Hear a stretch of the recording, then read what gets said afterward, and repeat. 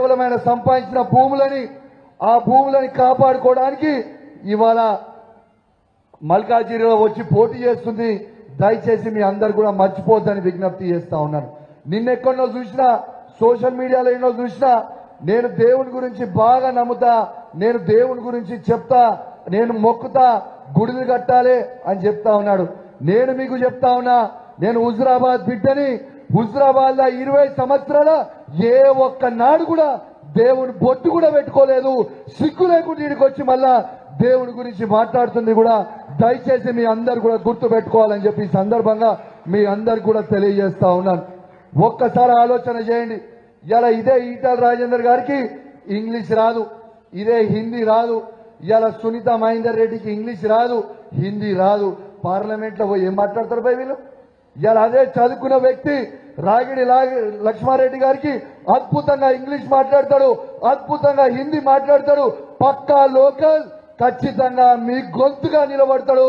రేపు పార్లమెంట్ లో మల్కాజిగిరిలో మీ గొంతుగా నిలబడి మీ సమస్యలకి లేవనెత్తాడు. దయచేసి మీ అందరు కూడా ఆలోచించాల్సిన అవసరం ఉన్నది. ఇంకా ఎన్ని రోజులండి? ఎన్ని రోజులు ఇదే ఈటల రాజేందర్, ఎన్ని రోజులు ఇదే సునీత మహేందర్ రెడ్డి? ఈ 40 ఏళ్ళు వాళ్ళే ఉంటాడు, 40 ఏళ్ళు ఈయనే ఉంటాడు. హుజురాబాద్ ఆయనకే కావాలి, గజ్వేల్ ఆయనకే కావాలి, ఇటు వస్తే తాండూరు వీళ్ళకే కావాలి, వికారాబాద్ కావాలి.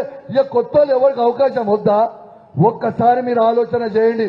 ఖచ్చితంగా లక్ష్మారెడ్డి గారిని మీరు గెలిపియండి. ఖచ్చితంగా కేసీఆర్ గారు, కేటీఆర్ గారు తనకి అండగా ఉంటారు. ఖచ్చితంగా మీ అన్ని గొంతులు కూడా ఖచ్చితంగా వినిపించే ప్రయత్నం కూడా చేస్తాడని మీ అందరికీ కూడా విజ్ఞప్తి చేస్తా ఉన్నాను.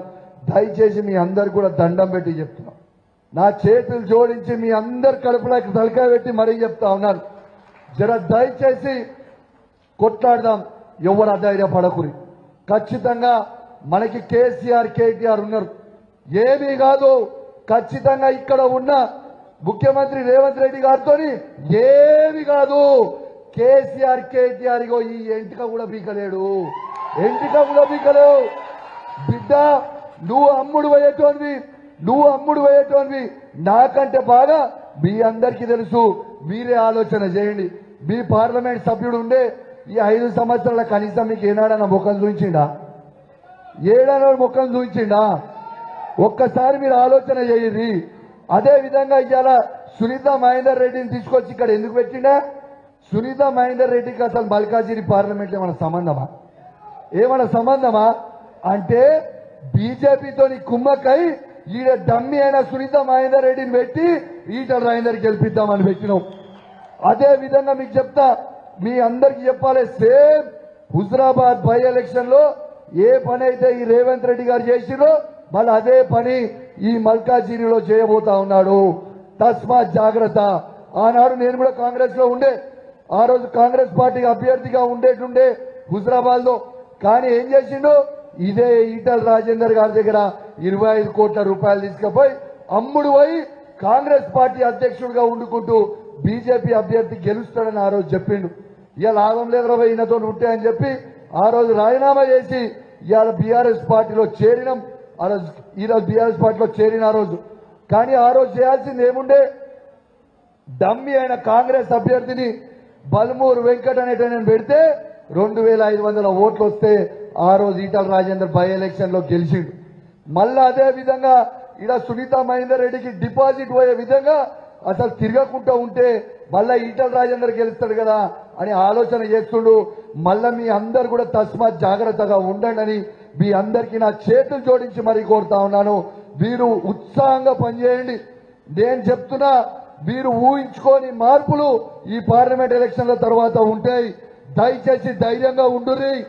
ఏమి కాదు, నేను మీకు చెప్తున్నా, కేసీఆర్ గారు, కేటీఆర్ గారు మళ్ళా వాపస్ రావడానికి it is just matter of time. It is just matter of time. మనం అండగా ఉందాం. 10 సంవత్సరాలు ఈ తెలంగాణ రాష్ట్రాన్ని కేసీఆర్ గారు, కేటీఆర్ గారు చేసినట్టు అభివృద్ధి ఎవరైనా చేసిర్రా? ఒక్కసారి మీ గుండె మీద చేసుకొని మీరు ఆలోచన చెయ్యండి అని మీ అందరికి కూడా విజ్ఞప్తి చేస్తా ఉన్నాను. దయచేసి పక్కా మీరు గెలిపిస్తారా రాగిడి లక్ష్మారెడ్డిని? పక్కానా? పక్కా అయితే గట్టిగా చప్పట్లు సీట్లు కొట్టి ఒకసారి కేటీఆర్ గారికి వినిపిరా. ఏ వినబడతలేదు? ఇంతేనా? గట్కేసరి దమ్ ఇంతేనా?